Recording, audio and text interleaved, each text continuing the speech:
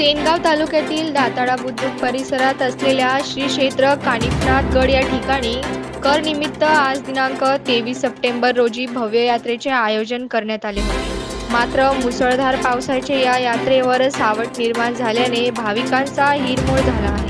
तरीही कानिफनाथ गड व दाताळा बुद्रुक येथील ग्रामस्थांच्या वतीने कानिफनाथाची पूजा अर्चा करून आलेल्या भाविकांसाठी पावसात देखील महाप्रसादाचे वाटप करण्यात आले आहे।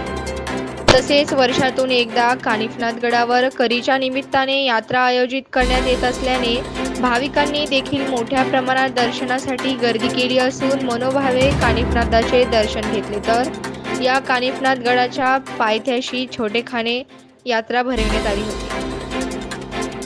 संपादक दिलीप गायकवाड, लोक न्यूज महाराष्ट्र।